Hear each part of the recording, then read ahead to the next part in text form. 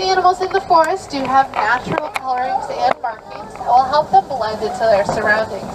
This does mean it can be a little tricky for us to find sometimes, so be sure to keep your eyes peeled. You never know when or where we might find some of these animals. If you look closely through the bushes out on the right side, there's an okapi hiding there. Now, the okapi have stripes on their hind legs that look a little bit like a zebra's, but they are relatives of the giraffe. You can tell by looking at the shape of their face. Now, they are pretty shy animals, as you can tell. The okapi are actually so shy that they were not discovered by the Western world until the year 1901. Now, to our left side, we are approaching a watering hole. This is a very important gathering place for a lot of the animals here in the forest. This means we might have the chance to see some of the more rare animals as they stop by for a drink of water. One animal I always hope to find here is the black rhino, but they've sadly been hunted to near extinction. There's only about 5,000 of them left in the world today. Looks like there's one walking around back there. There's one a little closer to us hiding out in these logs. Now, black rhino's horns are made out of keratin. This is the same protein that human hair and fingernails are made out of. The rhino's horns will continue to grow every year, just like our hair and fingernails do.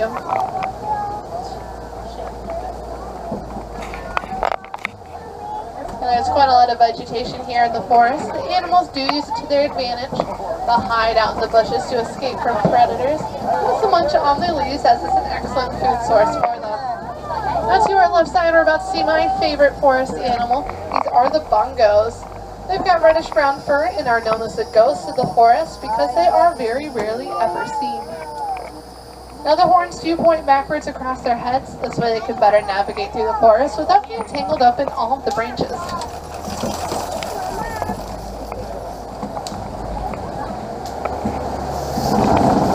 We're going to make our way over to a very different type of beach, to the river here next. So we can see some pretty different animals than the ones we just found. One of the more famous river animals is the hippopotamus. The hippos are pretty large, but this doesn't mean they're easy to find. They actually spend most of their day underwater. Looks like there's one just to our right side. There's plenty of river up ahead, so don't worry if you can't quite see it. The hippos weigh about 5,500 pounds when full grown.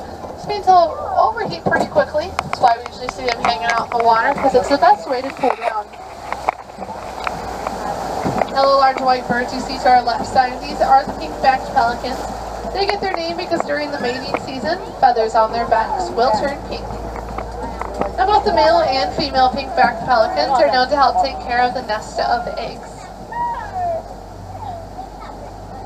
Now, keep an eye out on the water because hippos are fantastic swimmers. However, they would much rather walk or glide against the bottom of the river if they have the chance to.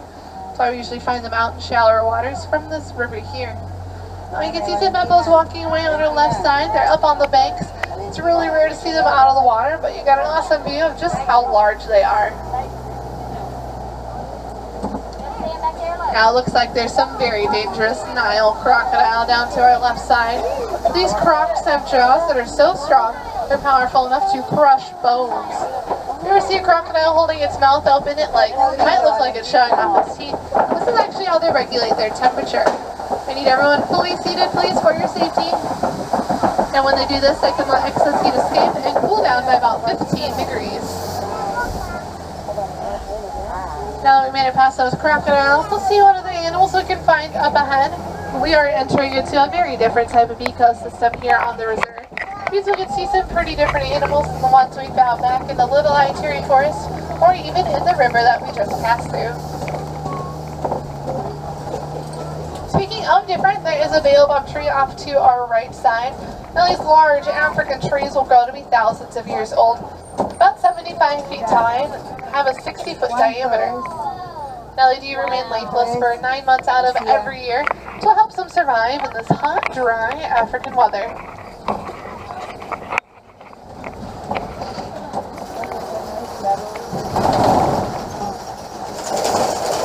Now, this here is my favorite view on the entire Harambe Wildlife Reserve. These are the Serengeti grasslands. They stretch for hundreds of miles across East Africa. They also serve as a superhighway for millions of migrating animals every year. Grasslands are home to some of the more famous African animals like lions, elephants, and giraffes. And this here is the wild Africa we're all working so hard to protect. Now if you take a look at the landscaping around us, it is done by the animals that call the grasslands home. Elephants are the bulldozers. They'll knock over the trees so they can eat them. Giraffes are the fruiting shears.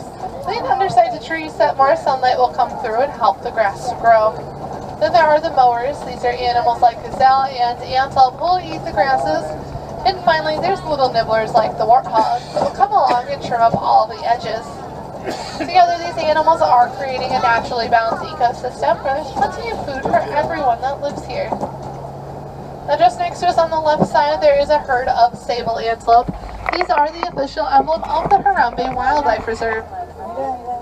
Now as the sables grow older, their fur will get darker, so the oldest and most dominant sable antelope will have the darkest colored fur. The young ones have short horns and are a lighter tan color. There's a couple of giraffes to our left side. Now giraffes are the tallest land mammal. They stand about 18 to 20 feet tall when full grown. Now you can tell the differences between the types of giraffes by looking at the shapes of their spots. Looks like these are all Maasai giraffes on our left side here. They've got a very jagged and irregular spot shape. See that one giraffe is bending down to get a drink of water. Now the tall structures of earth you see around us, these are termite mounds. They are made from the red clay that will bake in the hot African sun. Once this red clay hardens, it will be as solid as concrete. A lot of times you can see animals like elephants using them as a scratching post. For smaller animals like the antelope we saw earlier, they might stand on top of them so they can keep an eye out for any dangerous animals that could be nearby. The termite mounds are an excellent example of how the animals will use the surroundings to their advantage.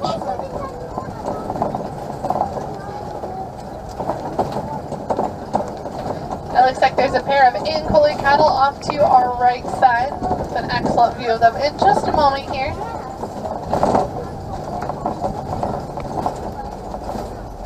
Now the Ankole cattle are the only domesticated animals we might find here on the Harambe Wildlife Reserve. Their horns will grow to be about 5 to 6 feet long and nearly 20 inches around the base. Now their horns look like they would be pretty heavy, but they are hollow and they've got a honeycomb type structure on the inside, so they can circulate their blood through their horns and use that as a way to regulate their temperature. Wow, isn't that amazing? It looks like there is a male and female.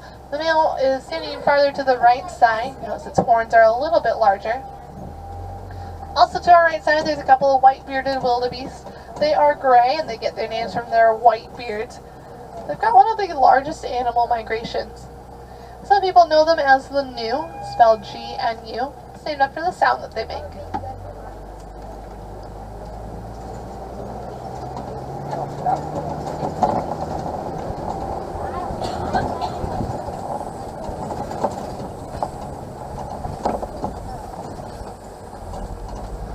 Now there's a couple more of those baobab trees off to our right side. I'm sure you'll see plenty of them here on the reserve. They have earned the nickname the upside down tree. It's because they do look a bit like they're growing upside down, but again it is completely normal for them to not have leaves most of the year. Now I do believe that we are starting to get closer to elephant country, so keep an eye out for elephants. Hopefully we'll have a chance to see them up ahead. You might even see signs of them being nearby.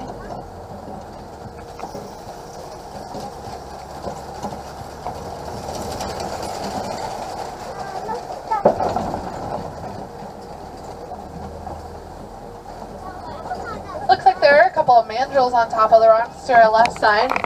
Mandrills have brightly colored red and blue markings on their faces. A male mandrill can weigh up to 100 pounds, while females only weigh 30, so there's quite a size difference between the two. Grooming is a really important part of the mandrill's daily lives. It is how they help strengthen their social bonds. Now keep an eye out for those elephants. They should be nearby. They've unfortunately been hunted for their ivory tusks that both the male and female elephants have. Another problem that they face is habitat loss because humans are giving them less and less space to live in every day. There's one out to our right side. Now this is a male elephant. You can tell because it is by itself. Males are solitary creatures, so once they've reached maturity, they will leave the rest of the herd and live on the outskirts of them. Now, if there's a male elephant here, it means the rest of the herd should be nearby. They're never too far away from one another. A male elephant like the one we just saw can weigh up to 14,000 pounds, so they are incredibly large. And it looks like we are going to have to cross this bridge here. I know it seems like the bridge is in pretty rough shape, but Hakuna Matata, no worries. Last time I was here, we made it safely across and in one piece.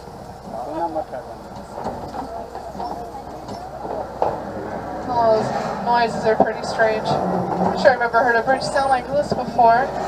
We're almost there. I think we'll be okay.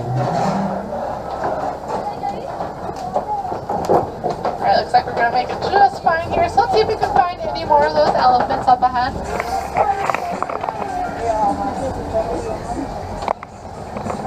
Looks like we are about to pass through some red clay pits, which is an excellent indicator elephants might be nearby. If you notice there's tusk marks in the clay, it's because the elephants will eat it in order to get the minerals they need to survive.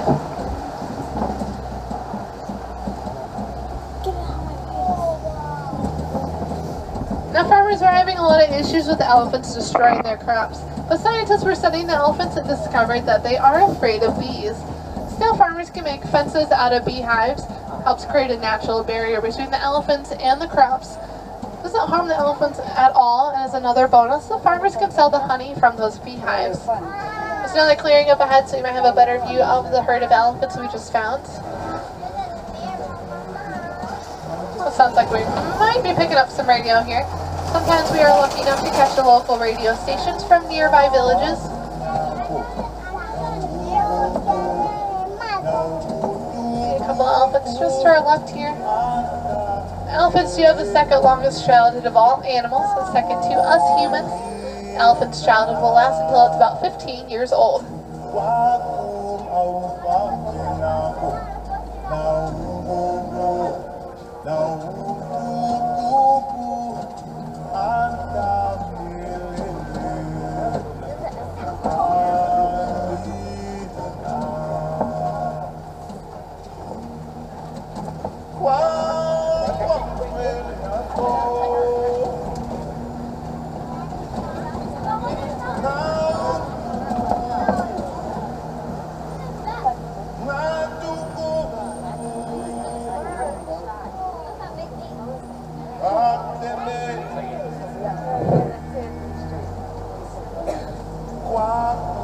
Looks like there's some greater flamingo over to our left side.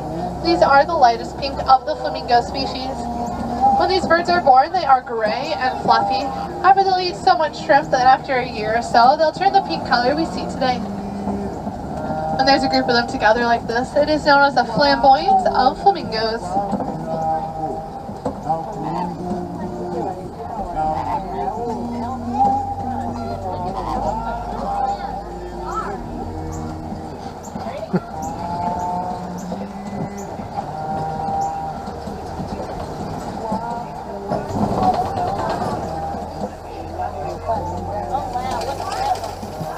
Looks like there's some white rhinos over to our left side. This is another rare treat.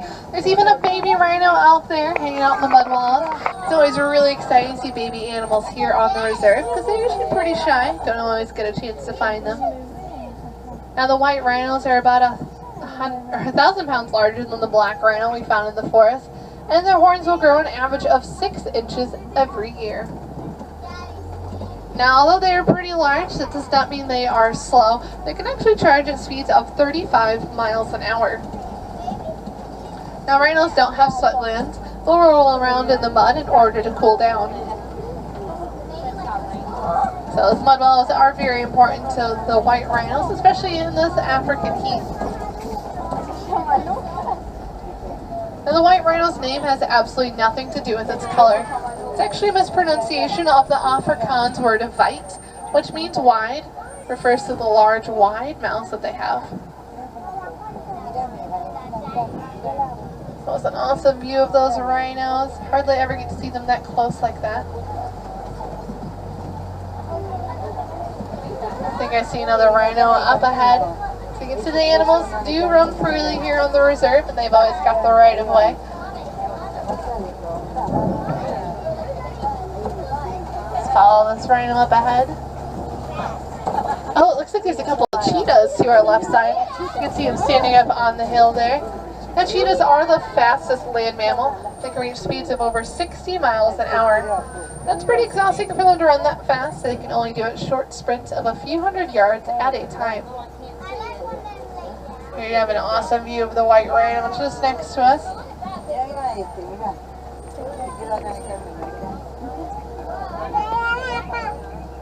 That was really, really cool to see him that close to us. And it looks like there are some Cope rocks up ahead.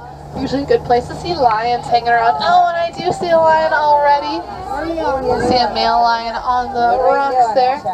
Now, lions are pretty lazy animals. They're usually inactive for about 18 to 20 hours out of every day. Do you need everyone fully seated, please, for your safety? Need everyone sitting down, please. Thank you. The lions are usually inactive for 18 to 20 hours, so when we find them, they're usually sleeping or just lying around on top of those rocks there. See the male lion's mane sticking out.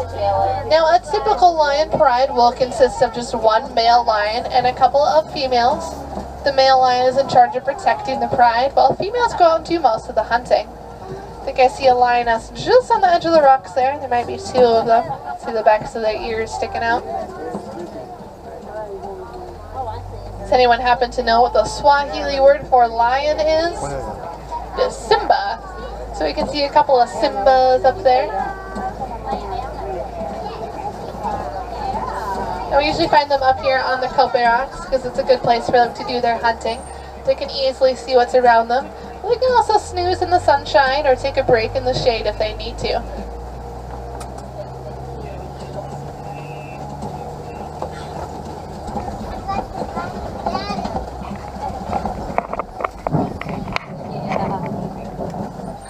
There's a warthog sleeping in the burrow down on our left side.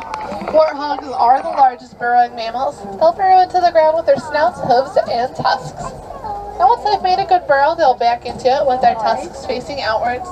This way they can better protect themselves from any predators that could be nearby. Keep moving along here and see if we're lucky enough to see any more animals on the reserve.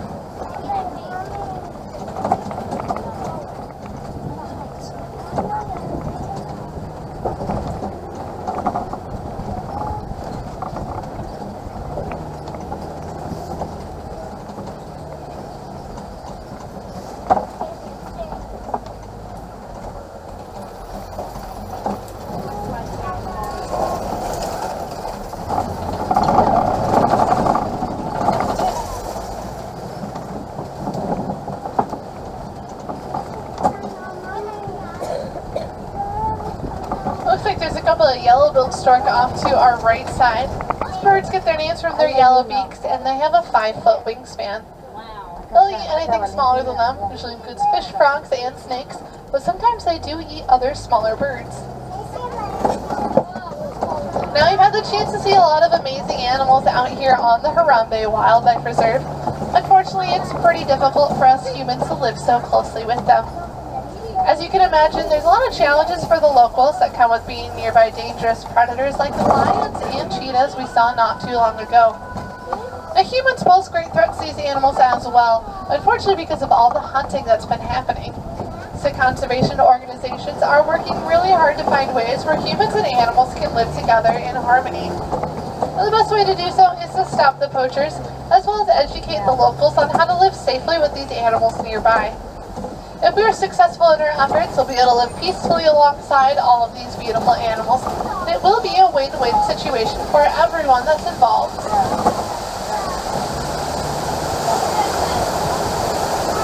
Now it looks like we are exiting the Harambe Wildlife Reserve.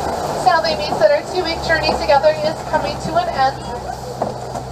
Please be sure to take a look around you and gather up all of your belongings before you leave. Remember that no two safaris are ever the same. So if you've got the chance to come back out and join us again, please do. We'd love to see you back here at Kilimanjaro Safaris. We're going to wait until one of the docks up ahead has cleared out for us.